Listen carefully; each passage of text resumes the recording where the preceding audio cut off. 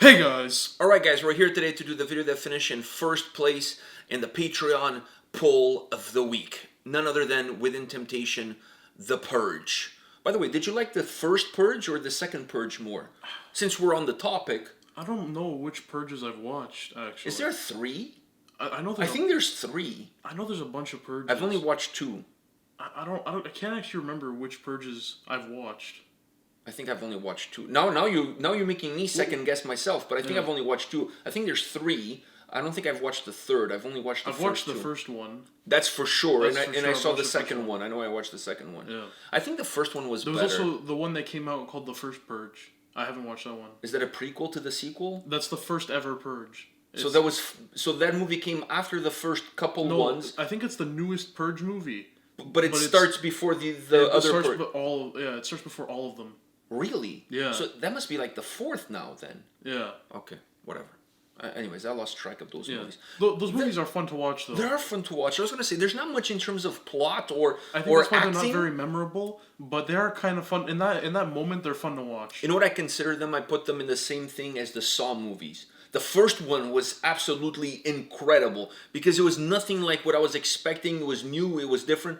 Everything after that is just a big blur. Yeah. I can't tell them apart. Saw 2, Saw 3, you can't Saw remember 5, them, but 6. when you're watching the movie, it's fun. Yeah, they're fun to watch, but it's not like a movie that leaves you like that scene or that thing that happened. No, they all just kind of become like one big movie. One big movie. All right, so Within Temptation, The Purge, brand new song, brand new video. Are you ready for this? Yeah. All right, let's do it.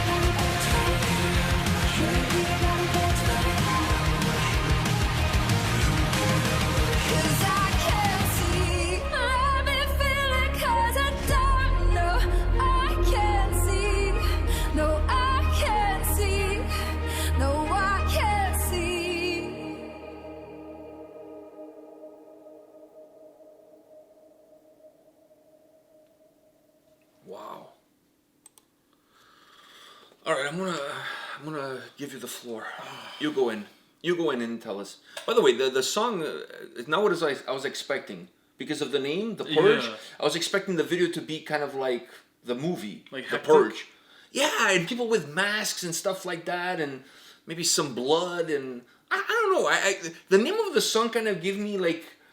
My mind, because of the movies, my mind kind of went there, yeah. so that's where I thought kind of the video was going to go with. I also thought the song was gonna have a lot more intensity into it, and stuff like that. But it kind of had. Is it because of the name as well? It's because of the name, Okay. yeah. Because movies have intensity. They have obviously the violence and stuff. So I was kind of. And they're hectic. Yeah, so I thought this was the video was gonna be hectic, and I thought the song was gonna be very intense. Still have the beautiful vocals, but in the verses be more intense. But the song was not like that. No, I mean it went.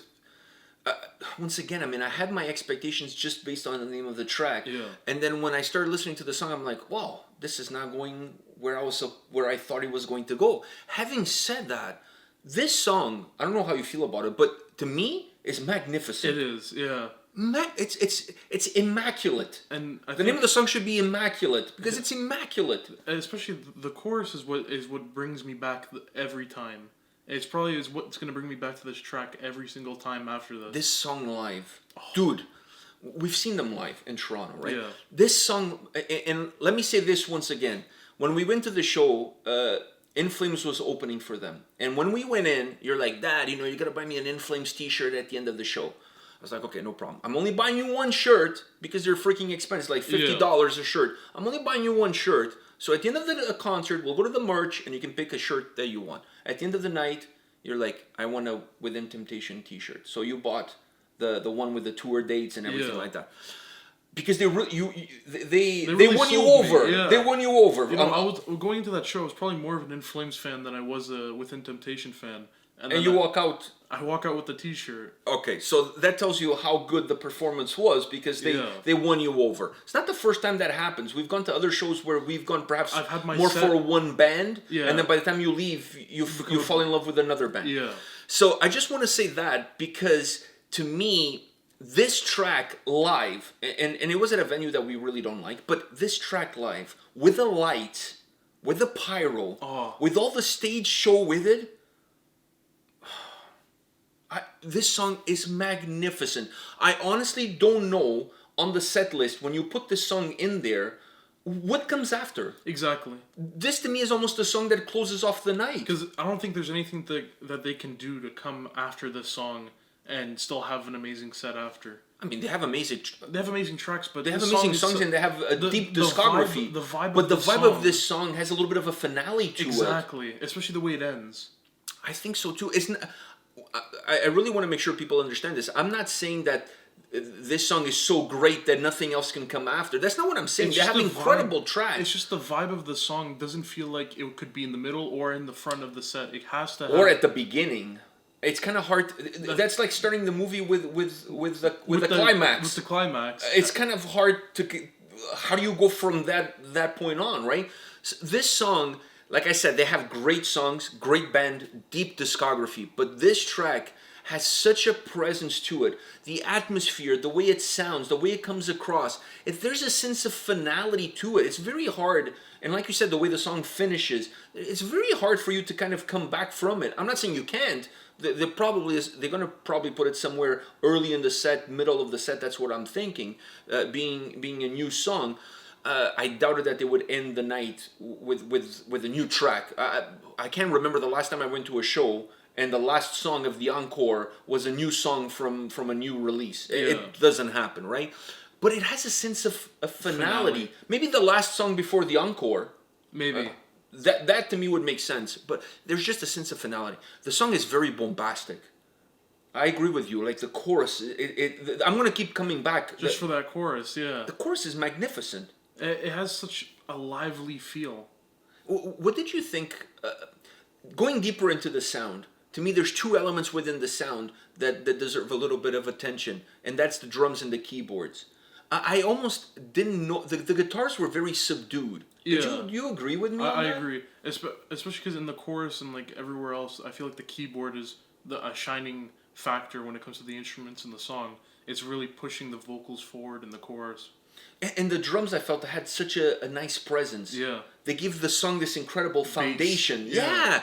They were, and I don't think they were overly heavy, No, but they had they had their presence was there. Yeah, they had this incredible. They were the pillars upon which the rest of the song is built upon, right? Like it's the foundation. Yeah. And they had this wide foundation of sound that it didn't let anything else from the track kind of fall out. It kept everything in check. It kept everything in balance. I loved the drums on this track because I didn't feel that they were going overboard or they were trying to like move into the forefront. Hey, give me a little bit of my 5 minutes of fame here. No, they had a strong presence, but not overly strong. Yeah, they stayed in their lane. They definitely, and they kept everything in that lane. Yeah. The keyboards had an incredible melody. There's certain parts of the track where they come more into the forefront. But they come into the forefront to be that cushion for the vocals. They are, but I also like the fact that they don't.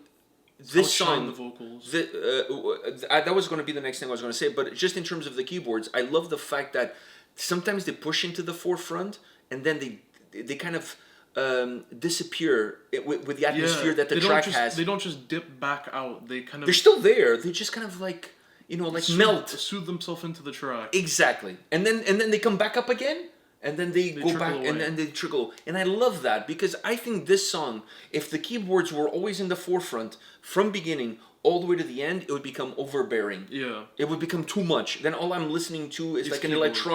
an electronic track. You know what I mean? It's just too much of it. So I like the fact that it's built in that way.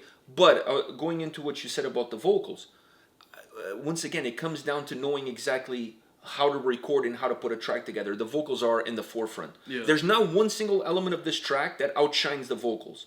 The vocals are the driver of this song. They are behind the steering wheel, dictating where the song is going to go. Everything else is in the passenger seat. Yeah. Do you see what I'm saying? And I love that. You cannot have a song like this without letting the vocals be in the forefront. Imagine a song like this where everything is shining and you can barely make up what the vocals are. Like what the hell? That ruins it. And it just goes to show you how good the production is because the song still feels they know big. where to put everything to make sure that the song doesn't feel overbearing in other places. And all the elements have like the space, the right space, Yeah. but not overshining one another. They're all working together to make the song the best song possible. And I love the fact that the song feels robust. It feels big.